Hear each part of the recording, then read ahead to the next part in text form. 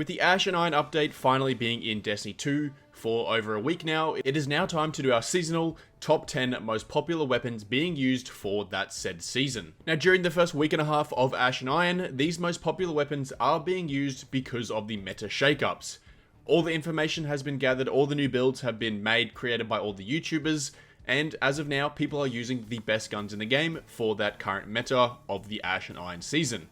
So these top 10 popular weapons are being used because they are meta, and they're the best weapons for this season, and you should definitely start using them if you aren't. Now, I will say there is a slight disclaimer. There has been 2 bugs in the Ash and Iron, one revolving around the Sturm, and the second revolving around those lightweight swords that are causing massive damage. So those 2 weapons, being the Sturm and the swords, when they are on this list, I will put a quick disclaimer as to why they are here in this position, and I will move on to the next weapon on the most popular list to sort of outweigh as to why this weapon is most popular. But without further ado, let's get straight into this list.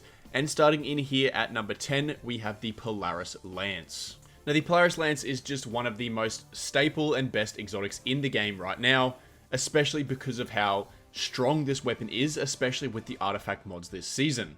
There are some great ones in there, like making you radiant after getting some chain headshots with solar weapons, so it's just a free damage boost from the Polaris Lance. Not to mention, it's a very safe exotic to use whenever you're doing these really hard activities. You can sit all the way back at the map, very far away from the enemies, and just chain headshots on the boss, and it's going to use its exotic perk, the Perfect Fifth, which basically just allows you to chain up a massive explosion shot after 4 headshots, which will cause scorch stacks.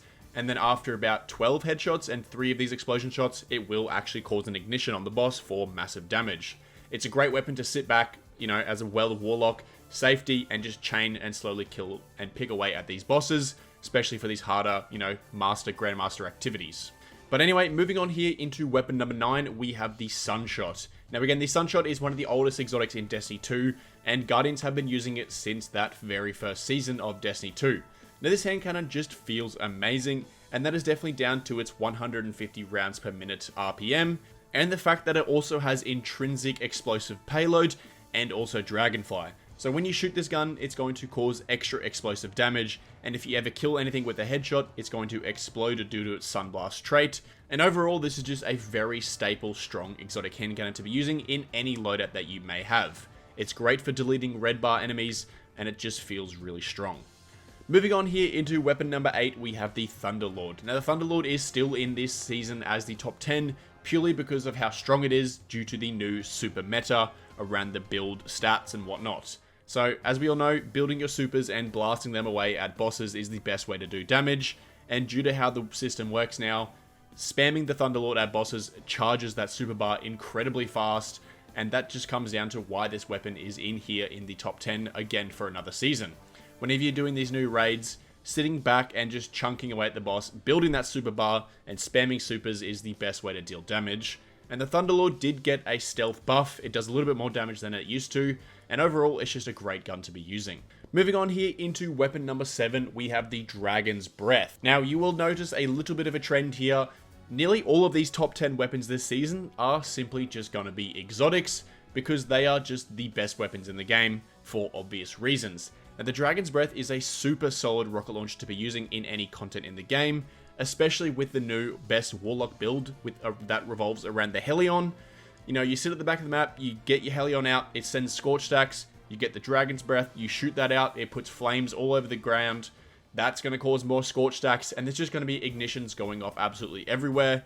It's seriously one of the best builds in the game, and the Dragon's Breath is very strong at causing ignitions and spreading Scorch everywhere. And that doesn't even just revolve around Warlocks. Any class can use the Dragon's Breath and just spread Scorch and ignition absolutely everywhere. It's a super solid gun to be using, and I find myself using it a lot recently as well. Jumping on here into weapon number 6, we have the Graviton Lance, or as we call it on this channel here, the Gravy Train. Now, the Gravy Train is just a super solid pulse rifle to be using in any build in the game, in almost any activity. It's a great weapon to sit back from safety and chug away at a boss with that second shot doing massive damage. And then of course it's got the built-in Cosmology perk, which just makes enemies explode in massive void damage. So it's just great for dealing damage to bosses, but also killing enemies. Now on top of this, if you do have a build that gives you volatile rounds, it makes this weapon one hell of a beast.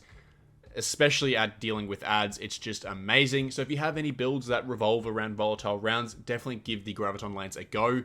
It makes this build even better. One of my favorite builds still to this day is the Gyro Falcons Hunter build with this pulse rifle. It just shreds any content in the game. Now moving on here into weapon number 5, this is where we have the Quick Fang sword, and that is purely because of the most recent bug that allows swords to be doing massive amounts of damage when they have no ammo, and you do the little swing jump thing. So the Quick Fang is in here just because of that reason. The Quick Fang is not a good sword. It's only in here because of this bug. So because of this weapon ranking so high in the top 10 list, I'm going to sub this out for the rank 11 spot, which was the Tommy's Matchbook. Now, I've got to admit, the Tommy's Matchbook is not one weapon that I have been using, but I have recently been seeing a lot of builds revolving around this gun, and it's honestly quite a decent gun because of a couple ways that you can use it in and around your builds. So first of all, the Tommy's Matchbook has a intrinsic perk that basically allows sustained fire to overheat the weapon, and then it will then cause scorch stacks to the enemies and eventually cause an ignition on that enemy. So the way people are revolving around this gun is by basically just shooting the boss absolutely forever, chaining scorch, and then chaining ignitions on the boss, and it's quite decent at actually doing a bunch of damage. Now if you do have the catalyst for this gun as well, final blows with this weapon will obviously heal you, and then sustained fire causes that scorch. So you do need the catalyst for this gun, and it does revolve around a couple builds here where you sit in like a healing well, and then you just sustain fire on a boss. It's going to cause constant over and over and over and over ignitions. Or you use it something like on a Sunspot Titan, where you can heal yourself through the sunspots and you just chain damage with the weapon there. But that is pretty much the Tommy's Matchbook. It's a pretty decent weapon, but it is ranked in at number 11. So we're going to sub that out for the rank spot 5 because of the Quick Fang. So moving on here into weapon number 4, we have the Choir of One.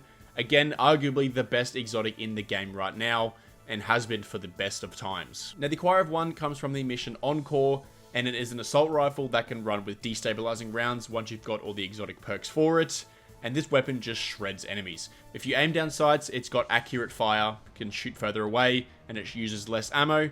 If you hip fire it, it shoots most of the bullets in a big chunk, and it just deals massive damage to bosses. Now this weapon does have on the DPS meters the highest overall DPS and also total damage for an exotic special weapon, and that puts this weapon very high ranking for DPS, as well as also ad clear because of how strong it is and how much ammo economy it actually has.